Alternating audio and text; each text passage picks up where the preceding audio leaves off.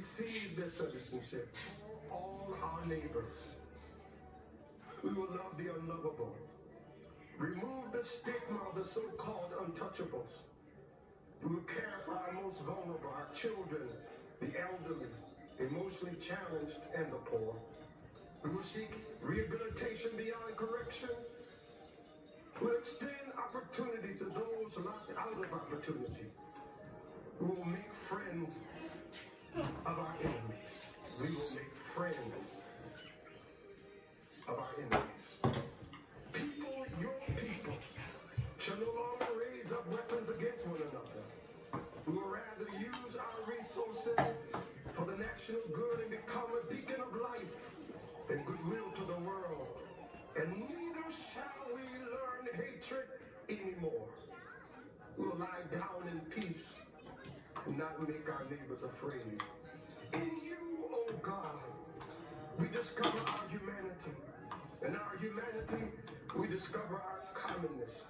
Beyond the difference of color, creed, origin, political party, ideology, geography, and personal preferences, we become greater stewards of your environment, preserving the land, reaping from it a sustainable harvest, and securing its wonder and miracle-giving power for generations to come. This is our benediction, that from these hallowed grounds, where slave labor to build this shrine symbol to liberty and democracy, let us all acknowledge from the indigenous Native American to those who recently received their citizenship, from the African American to those whose foreparents came from Europe and every corner of the globe, from the wealthy to those struggling to make it, from every human being, regardless of our choices, that this is our country. As such, teach us, oh God. As such, teach us, oh God, to live in it, love in it, be healed in it, and reconcile to one another in it, lest we miss kingdom's goal. To your glory, majesty, dominion, and power forever. Hallelujah. Hallelujah. In the strong name of our collective faith. Amen. Please remain standing as the Armed Forces Color Guard retires our national colors.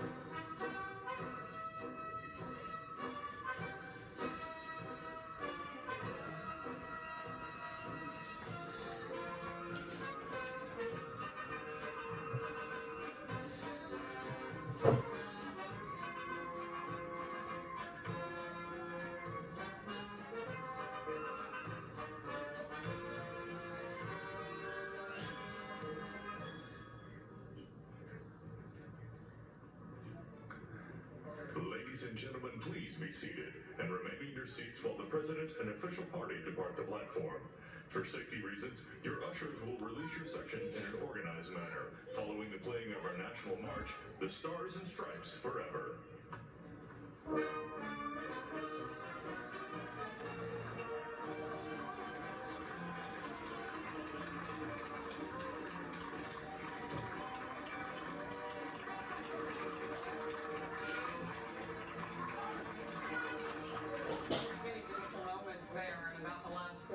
Or so as we continue to watch the inauguration, the swearing in, and the ceremony, alongside with an incredible lineup of guests to talk about the history, the present, and the future. Because before we get into that, I just want to point out that this procession will go on for a few moments, and there were some highlights. I say behind the inauguration speech, 22-year-old Amanda Gorman will be what Americans talk about after this inauguration.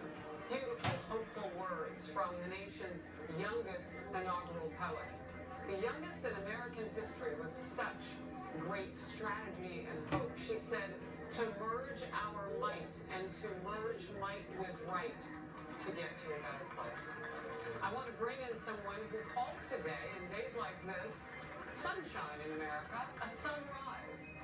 In fact, we had wind, we had snow, we had rain, we had clouds, now we have sunshine, and now we have Ari Fleischer, who served as White House press secretary for George W. Bush and is a Fox News contributor, your former boss among the invited guests there, Ari.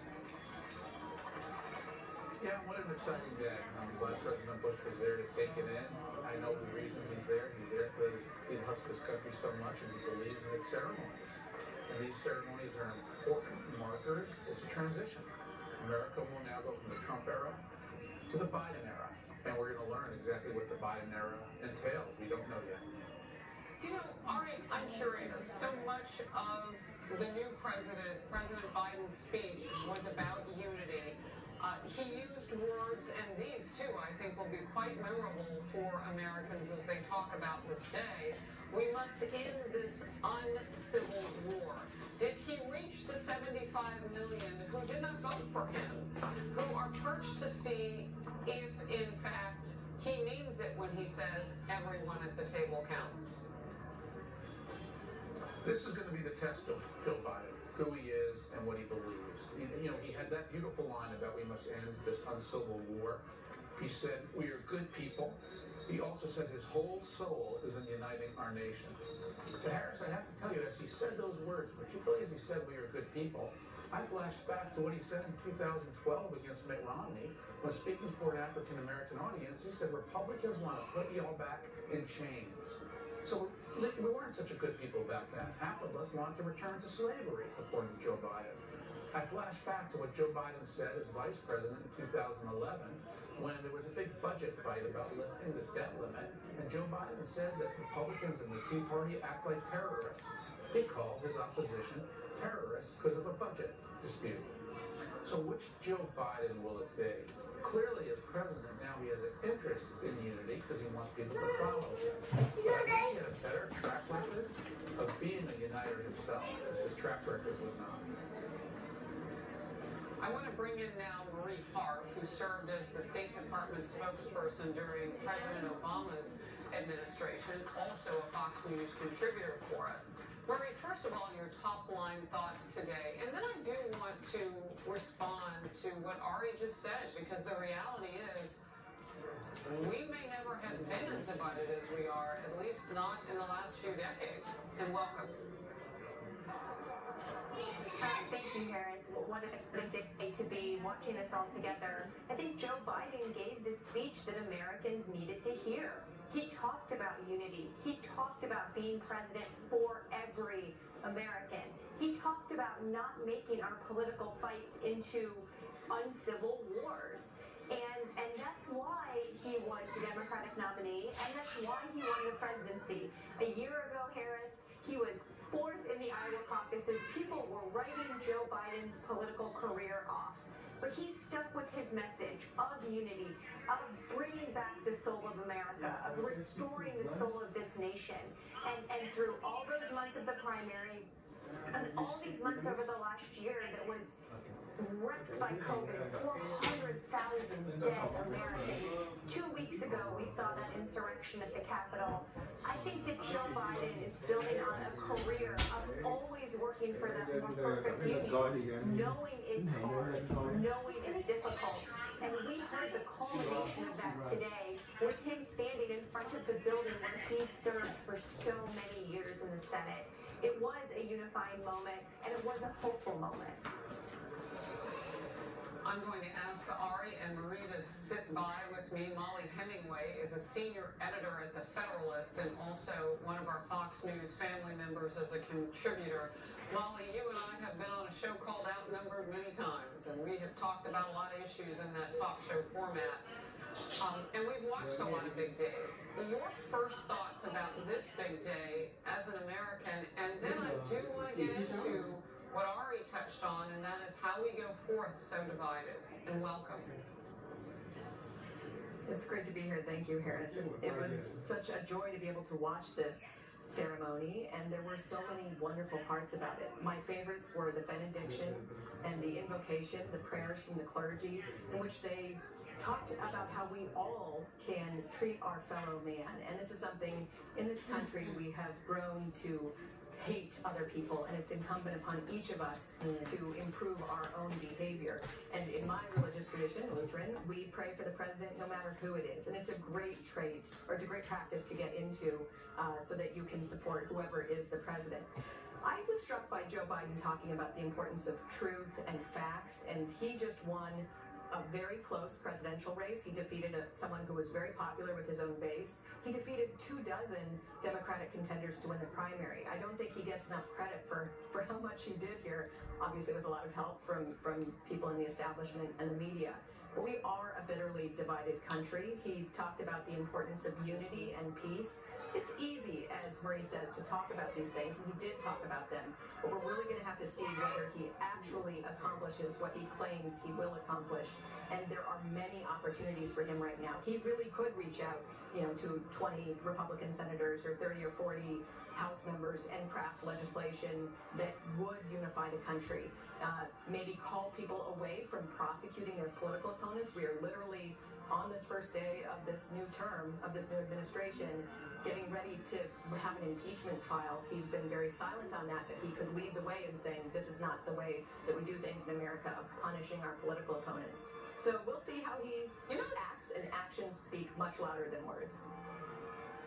We're looking at the extended families of both the new president and vice president, and I believe it was Amy Klobuchar of Minnesota, the senator, who said she was introducing people, and she said, and then all of the Bidens. There are a lot of family members there, of course, not open to the public today, special guests. We watched the now former vice president, Mike Pence, exiting. This is all part of the departure ceremony, and we'll stay with the pictures. We're going to talk as this is kind of unfolding, because there are no singular conversations that we necessarily can listen to, but we can certainly take in the history that unfolds before us. I never thought I would say this, but Jennifer Lopez, as part of all of this, and Lady Gaga as part of all of this, delivered one of the funnier lines, which came from Missouri Senator Roy Blunt, who said, a warm-up, if you will, or excuse me, Amy Klobuchar about Roy Blunt, a warm-up for the incoming justice to swear in is Lady Gaga, and how much of the talent were there. I want to bring in now Guy Benson, host of the Guy Benson Show and a Fox News contributor. Guy, much has been said about the celebrity nature of all of this, and really sometimes critically, in ways that, do we really want to focus on that? Can we stay on policy? Your top line thoughts about the ceremony today going forward, and then I just want to get your thoughts on that as well, and welcome. Hey, Harris. Yeah, I think on the celebrity side of things and what we saw today, there is pomp and circumstance around this, and that, I think, to a lot of people is very comforting to see this transition of power, to see everyone up there together, and the songs are sung and performed, prayers, people bow their heads and listen and pray along, and when you can get major celebrities to sing these national songs, and they can hit it out of the park, as I especially think Lady Gaga did, I have to say, with the national anthem, then terrific. I think that her rendition was amazing, and it wasn't just the rendition, how did she actually perform the song? To me, it was actually one of the most moving moments of the whole day, to hear that song, the Star-Spangled Banner, sung in front of that Capitol, in this context, after what happened on the 6th of January. I felt something stirred within me, as an American, setting aside who was getting inaugurated, what the politics were, what might happen moving forward, to see that moment, our national anthem together, and all those people standing with their hands on their hearts, listening to that beautiful rendition. I thought it was pretty special. Yeah. What we're watching now, again, is this official departure. And you see on the left side of your screen in the turquoise coat, that is the Speaker of the House, Nancy Pelosi. We're watching people come out, and, you know, we can call out as many names as we possibly can. I had mentioned this earlier in the coverage. It's not as easy as it normally would be on big days like this because people are masked up. But we can see them. We see Senator Mitch McConnell and his wife Elaine Chao, formerly the Secretary of Transportation. And, of course, Mitch McConnell becomes the minority leader in the Senate. As now the tie-casting vote goes to a Democratic Vice President, Kamala Harris, as they are 50-50. Those numbers are squeaky tight. They got tighter in the House as Democrats lost seats. I want to go back to Ari Fleischer for just a moment on this point. Ari, moving ahead, it is difficult to say you have an actual mandate to get things done. Training that is necessary by Joe Biden. He has a history of being able to bring people together and to get in there and, you know, bump elbows and get stuff done. The Senate is squeaky close still. And, you know, every new president tends to lose seats in the House. So now it's really on Biden's time to try to get stuff done. No question. This is his moment with 50-50 Senate with an incredibly narrow House. This may be his best 2 years. We don't know. History says the 2022 midterm election will be a repudiation of the party in power, the Democrats. But Joe Biden does not have a policy mandate. He has a personality mandate. I think that was the message from an election in which Republicans gained 10 seats in the House and kept the 50-50 Senate and allowed him for the presidency to remain a Republican Senate. His personality mandate deals with his calmer. You know, I love the ideas I'm hearing from White House aides about not being on Twitter, not using Twitter, not checking Twitter, just get away from it all. That's part of a calmer era, a more serious era, a return to government with a focus on policy. But when it comes to policy, he did not receive a policy mandate. It has for all, either to extend Obamacare to public option. All of those are going to be hotly contested. And that's why I think we're much more likely to see government by regulation, not legislation. All right, Ari, I'm going to draw everybody's attention to the center of the screen as the outgoing Vice President of the United States and the Second Lady say goodbye on the stairs, farewell to the incoming Vice President, Kamala Harris, and her husband, Doug Emhoff, who will now be the nation's second president. This is an iconic view. That transition to power that countries around the world watch. You can see even with their masks on, they're laughing and they're smiling. And that moment of warmth that America watches for, the world needs to see this too. Because after what they saw 2 Wednesdays ago at the Capitol, they need to know that we are as strong as ever, graceful and gracious as ever, and it takes that graciousness to be great. So we watched this moment, and we've seen something more of Vice President outgoing, Vice President Mike Pence in recent days, as we have not seen as much as President Trump, who is now outgoing. We watched this moment as he says goodbye.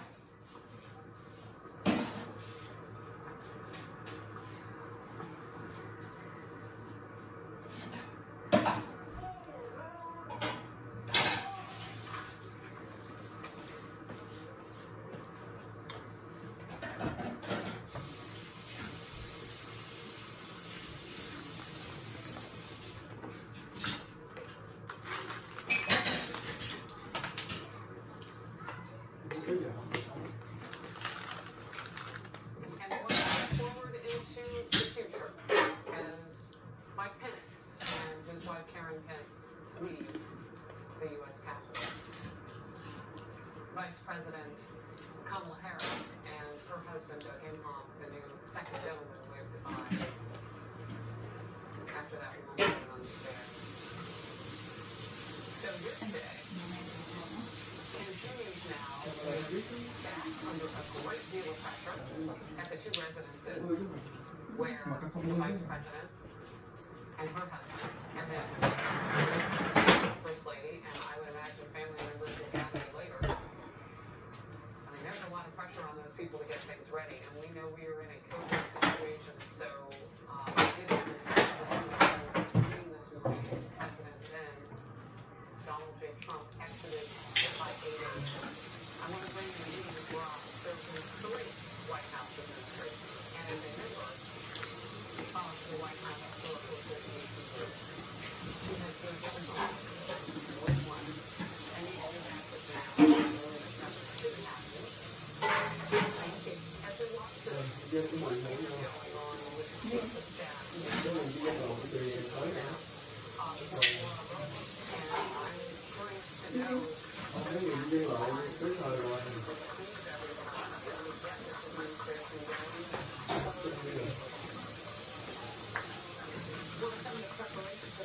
going on for with the Biden representatives and working with the two presidents, ready for them to arrive and what has been happening at the Naval Observatory with Vice President. This is a bit chaotic, but it's also highly orchestrated, and these are teams of people who know what they do.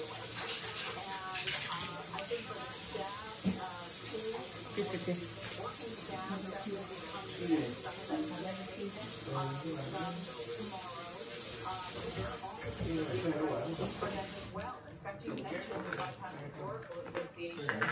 We have already sent ahead and left on the desk for each new staff member coming in to the East and West Wing a book that gives the history of those 2 areas, working areas of the White House, and all of the predecessors and all the people who have sat in those same desks in the past. What's really important to remember, and particularly on a day like this, everybody coming in new is part of the continuum of our history.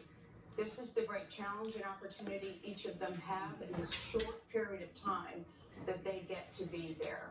And I think to display what was so important to see today, too, is how Vice President Pence was there.